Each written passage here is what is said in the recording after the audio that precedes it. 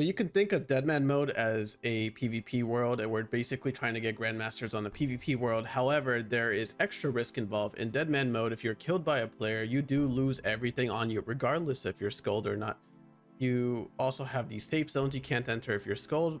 I don't really think I'll be sculling, but that's a thing. And as well, when you die to a player, you lose half of the 10 most valuable stacks of your bank, meaning if you have like 10,000 magic logs, you're going to lose 5,000 of them. And here's a graphic I'm showing to illustrate it. So there, it's basically like a PvP world on roids in terms of risk.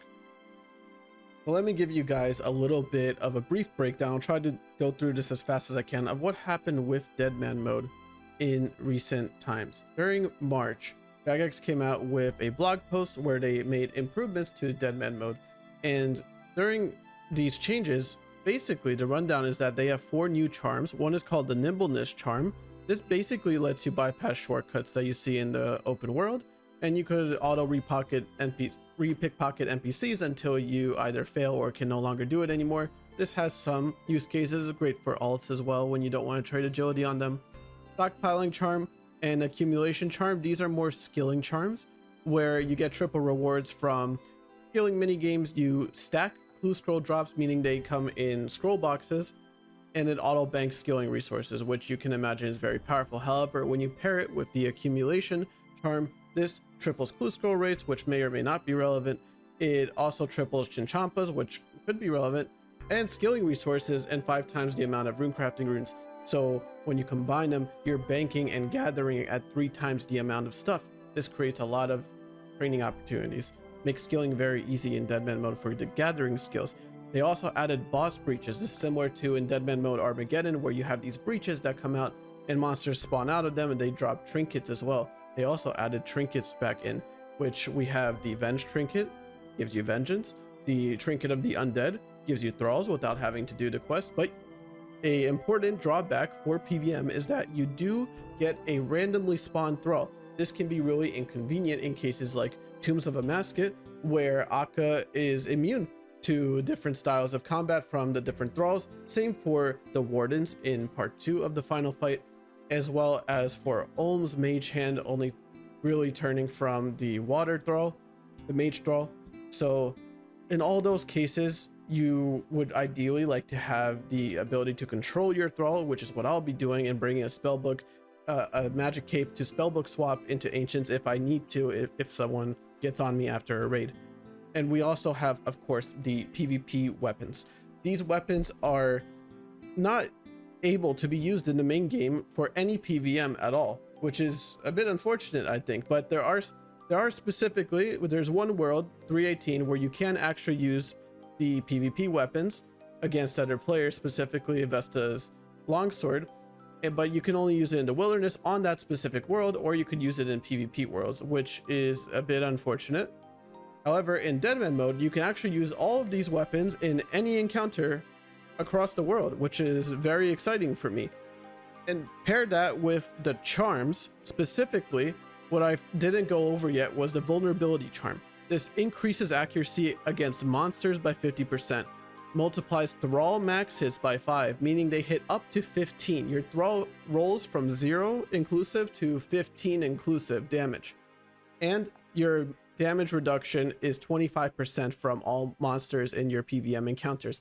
This charm stacked with thralls is giga turbo busted for PVM. It's wonderful. So that's what really inspired me to even try this in the first place, is I wanted to see now if you can actually get Grandmasters without needing giga max gear. And there is also a 2 times drop rate for every bracket in Deadman mode. Now there are 3 brackets.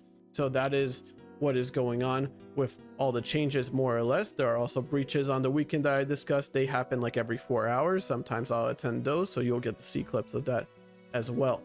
And I thought with these changes, first of all, 2 times drop rate is cool. Before, there was nothing. There was like nothing. It was basically a PvP world where you could use PvP weapons, more or less. That was what the permanent Deadman mode world was, coming off of the seasonal, where you got ridiculous upgrades and very cool, interesting private server-esque stuff like sigils and like infinite run as well. I think we also had, I'm not too sure, but we had a lot of quality of life things that just didn't occur in the permanent Deadman world, including drop rate bonuses. So so when I transitioned from seasonals a year ago into the main world, I played for like 5 minutes. I'm like, okay, well, there's like no eco, all my stuff is wiped out, and it's just the worst experience in the main game. So I did not bother. However, when they introduced these changes a few weeks after this, I jumped back on the server, and that's why my account is already like 110 combat or something. And I also managed to have rigor and augury, which are extremely expensive in Deadman mode. They're like 100 mil for the scrolls separately, so I'm very fortunate to have that, and I do plan on using it, of course, and then maybe we'll even profit from this. I looked at this post and I thought, you know, you could probably use these thralls very easily to get Grandmasters. I don't think a single person has ever gotten Grandmasters on Deadman mode for obvious reasons, but the main thing that's important to note for my journey in particular is that there are some CAs that or combat achievements that I just can't do by myself. There are several that involve having 3 to 5 players in your party to do a specific boss or raid and chase those speed times. Theater of Blood is also a massive one that just requires people most of the time for any of the CAs. And there's one in particular that requires 8 people. So getting 8 people together on a PvP centric server is difficult by itself. That's like an entire clan, but to get them all to be proficient at Tombs of a Masket, where you need a party of 8 to hit the 18-minute mark for the raid completion at a 300 raid level, that's a tall order. Right now I don't have these resources. I don't know all of these people that can join me, but if you in particular, whoever's watching, or if you know someone, are interested in coming along this adventure, feel free to join my Discord. I have like multiple channels set up where if you want to voice your interest in participating in any of the multi-scale CAs, be it Nightmare, Theater of Blood, Chambers of Zarek, or Tombs, feel free to let me know and I'll connect with you and we'll take you from there, and I'll just like +1 to the roster, you know, because we do need 8 people. Probably only will need things like Void and whatever, so it would be nice to have you. Yeah,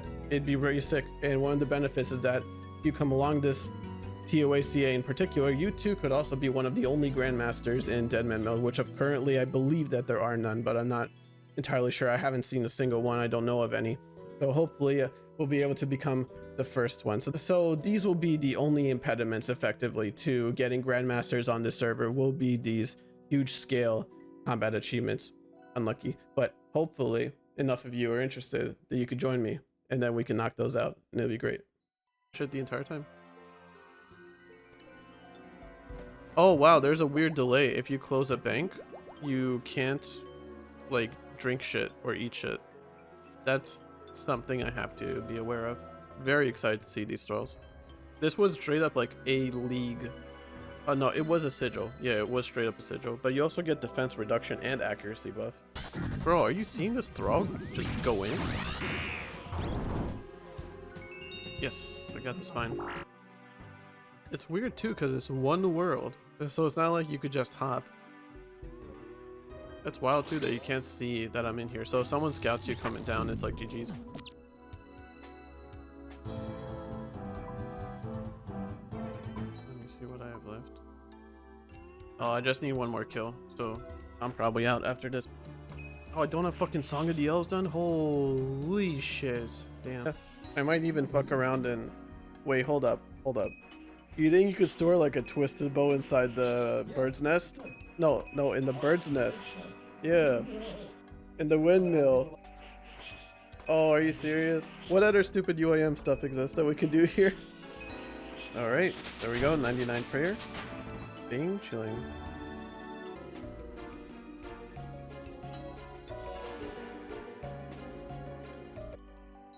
So during some of the hours of my 12-hour protection, I decided to get construction because getting a max house I think would be huge for quests and PVM and literally anything. Having access to teleports all the time. In Deadman mode, the glory specific or the Dragonstone specific jewelry is like 100k each, which is outrageous. So investing up front for this house I think is a massive play, and that's what you're seeing me doing right now, because the planks costed like 2 or 3 times more than the logs. So what I'm doing is literally running them to planks. In hindsight, I should probably have just paid extra money, and got into planks all by stealth, but this did take like an hour and a half, I think, to transform all the logs into planks, and then we're gonna use them for construction. This key, I should be able to upgrade my pole all the way to the very last one. That looks very nice. Okay, we have the max pole. The only thing left is to get a small upgrade for the portal nexus, and then to upgrade jewelry box all the way, and at some point come back to the altar. For the remaining protection is I want to do the quests that give me mining XP, because I want to get as close to 85 mining as possible, and then see what other skills I'm lacking, if I'm lacking in any skills. Do whatever feels relatively safe to get the hard combat CAs, and then I will be able to get the most out of pest control, and then I'll get full elite void. And that will basically be what I run. It's like a Vesta Spear probably and Elite Void for pretty much everything. And with the Thralls and the Trinket for Thralls, I don't think you will need more than that, frankly. But I think everyone is there. I can't go to the Breach because I still have protection. Even though I could take it off, I think that would be probably instant death, frankly. I was curious, I brought the charm, the nimbleness charm, to see if I can just skip past this quest, but I feel like you wouldn't be able to. However, I don't know how they implemented the charms. Maybe it just like ignores this shortcut. Like, can I just go through this? I see. Okay. Oh, I get 3 more? That's great. Okay, yeah, so smithing is done. Let's go put this on Herblord then to make the prep at Duke better. Okay. Nice. Next. It's kind of funny. With Quest Helper, this quest has become like instantly terrible. When I did this on release, there wasn't like a guide, so you have to like think to figure out the puzzle, but holy shit, is this really tedious.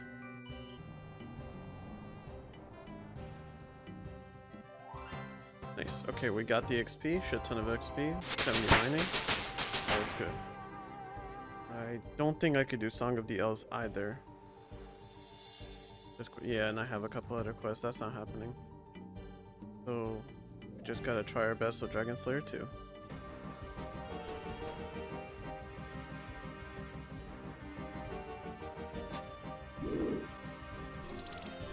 Yo, my boy with like the regular ass crossbow hit a 64. Alright, and that is our deposit box. No more protection. 99 prayer. 85 construction. Basically a max house. Extra Vesta Spear for when I eventually lose it. And we are chilling. Alright, let's see how this thing does. Ooh, and we get supply drops. That means we get potentially charms from here. Pretty good. Potentially terrible spawn, yeah.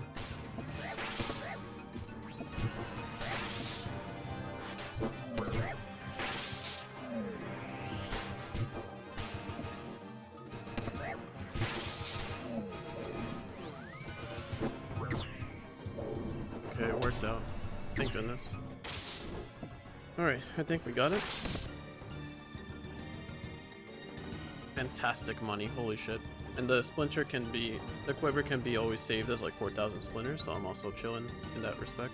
We'll see what stab does. I feel like slash is the play, but stab also worked in the season though. Whole bunch of onyx bolts, like 3 mil or something. And we got a Sunfire Fanatic helm too, for our troubles. What's cool about the Coliseum is you could just leap. It's not like raids where you are just forced to suffer eternal torment. You could just leave at the end. So now everything is risky. So now my first 12 hours of protection are up. That's all the protection you get when you start on the permanent Deadman mode world. Now everything I do outside of a safe zone, which is like a few cities, will be considered dangerous, and anyone can attack me, anyone can hit me. So we'll see if I survive. Thank you guys for tuning in for the first episode. I hope it's somewhat interesting, and you'll see plenty of more progression videos as time goes on. And I'll be sure to release as frequently as I can. Let me know what you guys think. Comment down below, all that stuff. And if you are interested in helping me out with the team-based combat achievements, join the Discord. Feel free to pop in there and then type something in one of the channels that's dedicated to Deadman mode specifically. Thank you for watching. Bye.